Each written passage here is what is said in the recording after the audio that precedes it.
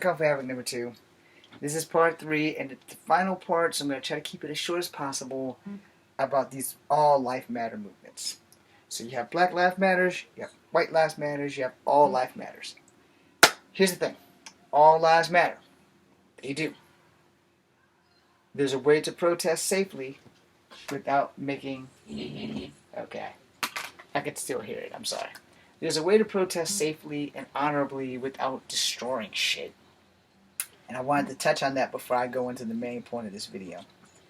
When you are going to join these matter movements, you need to have eyes in the back of your head and all around you, and you can't trust everybody in these movements, because some of these people in these movements are there just to make statements, just to cause chaos, panic, and disorder, and you don't need those people in there.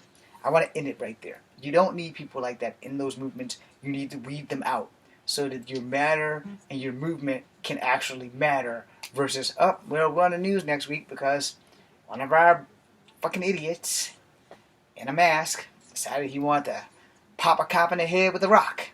Next thing you know, the whole crowd's been dispersed because of tear gas.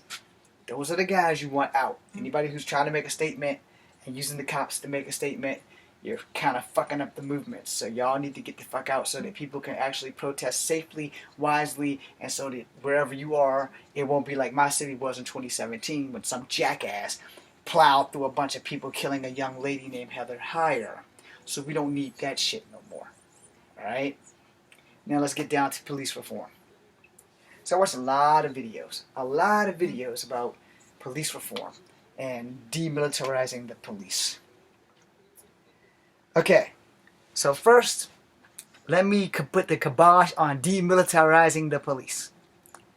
You can't demilitarize the police. 20% of police officers have served in the military. At least 20%. So they have the military discipline, and they probably have more than excelled in combat training.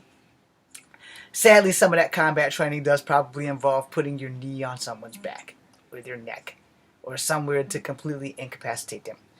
Now, that being said, and as a vet myself, because I damn sure have the training, and in the training that I got at Fort Benning, Georgia, we didn't do any knees on necks or anything like that. I learned that in straight martial arts before I even got to the military. And again, I did take some Kempo. And you have 365 pressure points, and 250 of those fuckers will kill you or hurt you really badly. So, yeah. That's irrelevant, but relevant at the same time. My learning it is irrelevant, but you knowing that I learned it is relevant. Alright. Demilitarization of the police would only lead to martial law. And I'm going to explain that. Because, see, if you take away the AR-15, which is basically a machine gun, and for cops and infantrymen, that is the weapon of choice now. It is a light arms weapon.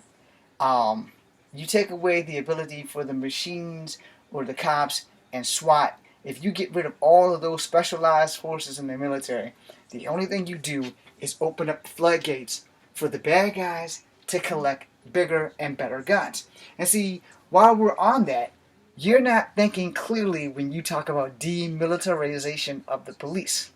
See, you have to understand, especially in big cities like Chicago or New York, and anywhere that's like the worst parts of LA or Detroit, or even down in Florida, somewhere where there's like a mad population of gang violence. Gang members don't give a flying fuck who their bullets shoot, because they don't really have time to aim at their targets. That's why drive-bys exist. And when you take the heavy machinery from the supposed good guys, that gives the bad guys the tactical option to get more. Now, as far as I know, and I'm only going to go on a limb here, because I could be wrong, but as far as I know, the police municipalities, I don't think they are allowed to have RPGs. I think that's where that line draws. Unless you're in the military police, I'm pretty sure that you don't have an RPG. I could be wrong, but as far as I know, the guns stop at the AR-15. Alright, you have the pump shotgun. They may have started letting cops use the A12, which is an automatic shotgun. But as far as I know, the military gun that the police have is the AR-15, aka the infantry M4. Now, there's a little difference between the gram of the weight or whatever and how many they can hold in a clip. But other than that, or a magazine, depending on your military term, other than that, you kind of got to have it. Because if the bad guys got bigger guns, the cops have to have bigger guns too. And I have police officers in my family, so that's why I'm totally against demilitarizing the police.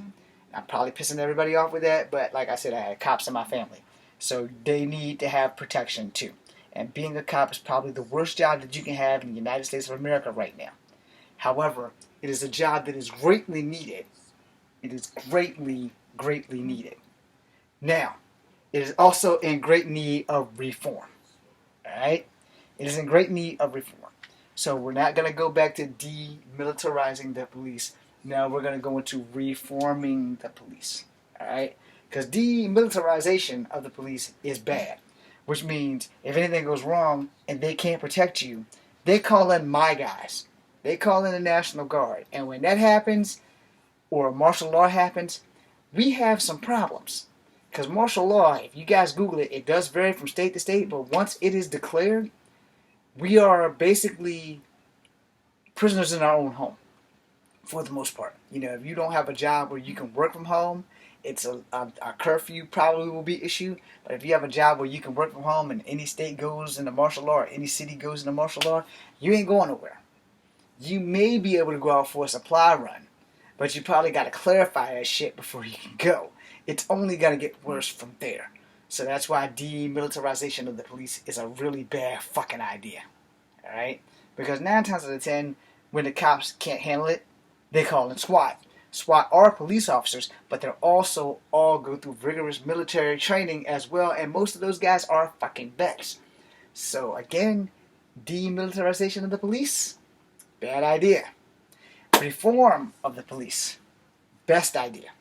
Now we have a problem, because some of the reforming kind of limits what a cop can do to detain a person. Which means you can put somebody in the armbar, but if they fight and fight and fight, it's going to be kind of hard to put a person in the armbar. And I'm a small guy, and I know putting somebody bigger than me in the armbar, unless I put them in the one that Oscar uses, it's not going to do a lot of good. If I put them in the Fujiwara and put my knee in their collarbone, I could probably hold them there for a hot minute until my partner comes. But if you have somebody who has an indominant will to fight, that armbar's not going to do anything. Again, unless I put them in the one that Oscar uses, because I can do that. But again, I'm a really small guy, so if I'm doing this to somebody the rock size, he's probably just going to pick me up and run around with me attached to his arm. It's like, yeah, I got this guy attached to my arm, I'm just going to drag him along while I go do what I want to do.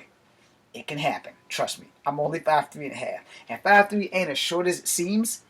But when you're getting dragged by a guy who's like 7 feet tall, it's a whole different ball game to put a guy in an armbar who's my size versus putting a guy in an armbar who's like 3 times my size with an indominant will to fight. Alright? And that indominant will to fight means I'm not going to be dominated. Nothing you can do can let you establish dominance, and you're going to have to break this fucking arm to stop me. And in some cases, that has to happen. See, when you put somebody in an armbar like this and you wrench that damn thing up, and you put your hands right up in there, you're pressing our pressure points and you're putting them in an armbar, and you can hold them. But sadly, it would be better if you're holding them down like this, and you have your knee either in the small of their back or dead center in the spine. And for a little guy like me, that's going to be the only way I can probably maintain your ass. But for a big guy, it's probably not going to be that difficult. It's probably not. But I'm a little guy. I'm also not stupid. I'm not stupid enough to do anything for the cops, They have guns. They have been known to shoot people. So when the cops go in to arrest me, give them the wrist. Click. Click. If you see my training videos, you pretty much know I know how to fight with my hands tied. It's not as easy with my hands tied like this as it is like this. And 9 times out of 10, if you give them the wrist, they're not going to put them on you so tight. The only thing you need to do is just comply and don't do anything stupid. So let's talk about reform, because I was going into other things, but let's talk about reform. How do we reform a system? How do we fix a system that is broken? You sit your asses down and you talk.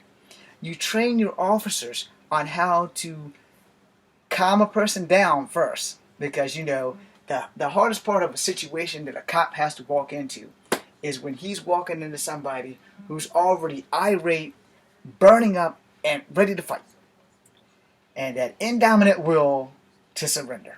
Alright? That's that thing. Everybody has it. I can't speak for women. I don't know if women have a macho complex, but I know men. We have a macho complex. And some of us, myself included, have an indominant will to fight. And when you have that indominant will to fight, and indominant, by the way, means I'm not giving up. I'm going to establish dominance. I'm not going to let you establish dominance, and it's going to be one hell of a ride for you to try.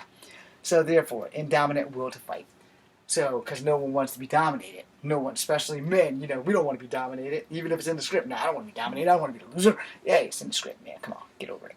But, when you are trying to teach your officers, the first thing they need to do is get some negotiating skills.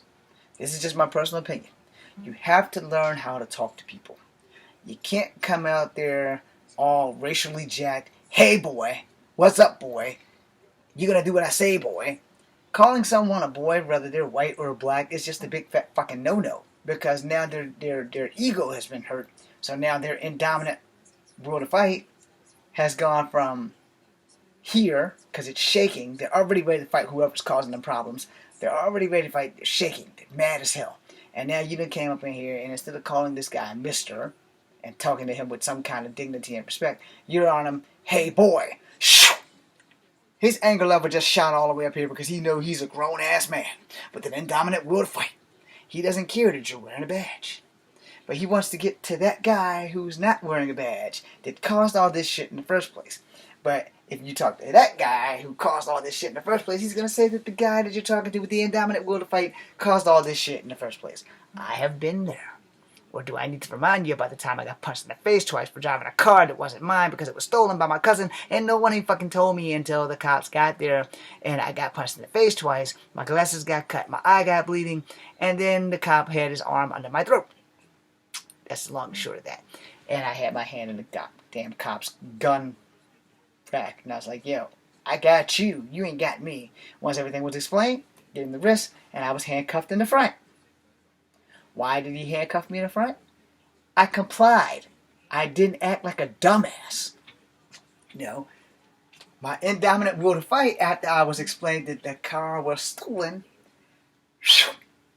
I calmed the fuck down. Because I knew I was in trouble for a whole nother ball of wax that I didn't even fucking do.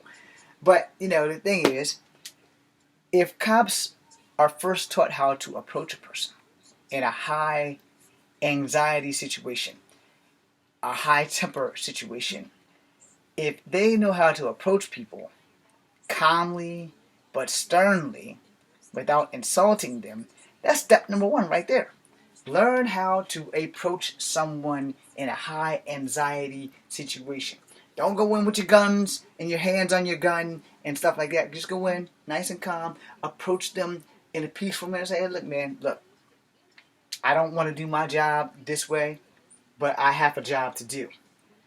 Sit down and talk with me for a minute, and please, whatever you do, don't do anything stupid. I do not want to shoot you. And you don't want to get shot. So, let me hear your side of the story, and my partner's going to get that guy's side of the story. And if everything works out, unless you have a outstanding warrant, you're going to go home tonight. Now see, if you got an outstanding warrant, that's kind of your fault. You shouldn't be out doing anything stupid knowing that there's warrants on you. Now, if you don't know you have a warrant on you, then that's a bit of a problem, and that might not be your fault. But at the same time, if you're not doing anything stupid, you won't get any warrants on you. But you still, as a cop, have to know how to approach a person properly so that you don't exacerbate the situation and make it worse. Because you're coming into a hot situation. You're coming into a hot potato straight from the jump. You're coming in, you got the call, you're the closest unit there, you pull up, and there's a big clusterfuck out there. So when you get into this situation, you already know that the situation is raw. And you have to de-escalate the situation so you can sort out who's getting handcuffed, who's going to jail, who's going to fuck home. And you have to understand that somewhere down the line, some asshole's going to fuck up. And shit's going to happen. So, first part of police reform, train the officers better. Teach them how to approach a situation without their adrenaline spiking and making the shit worse. Because there's going to be enough adrenaline juice flying around to get everybody high on adrenaline. So you don't need that. You need to come in nice and calm. You need to learn how to talk to people correctly without insulting them with that, hey boy, look sir, let me speak to you please. Use your manners, that kind of thing. The second thing is learning how to detain a person and do that in a proper manner as well. You gotta detain them, but you don't have to detain them and be a dick about it. So you want to detain them properly by using manners. You want to try to approach them sternly and strongly but respectfully, just like before, but you know you have to detain them. Alright? And now I'm going to end this video because it's longer than I wanted it to be. So I'm going to end it with a word of advice for everyone out there who is not a police officer. I'm going to end it with this.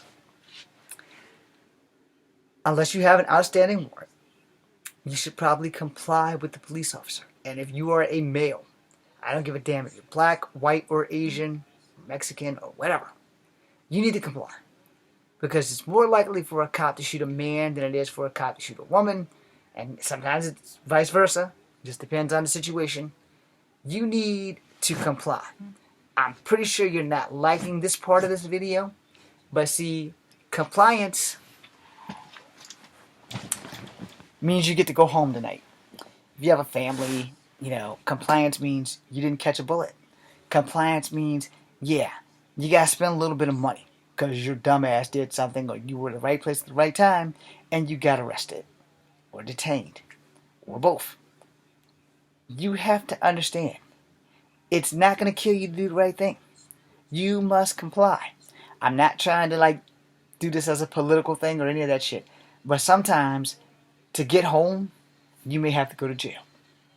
And it's better that you go to jail and get to jail in one piece than do something stupid and wind up dying and not coming home and not going to jail because you're going to wind up going to the fucking morgue and all this other red tape's going to have to happen because instead of doing what you should have done, you done what you wanted to do. So finally, in closing, please, especially to young men in the world today, comply. Just comply. When the cops get there, find yourself, center yourself, calm way the fuck down, and comply. Because the cops have not been taught how to properly approach you, how to properly detain you, and a lot of people let's just call it like it is. A lot of people just don't know how to listen. And some people know how to listen, but they don't hear what you say. That being said, I'm going to say it one more time, and that'll be it. Please, please, please, comply, comply, comply. I want to spell it out, but I can't. So just comply. This is Kung Fu Havoc number 2. I love you. Thank you to the 101 of you. Please be safe out there. And if you happen to run into a tiny snag or a snafu of legal problems, one more time, comply with the police. Be seeing you. If I can find a cursor to end this thing.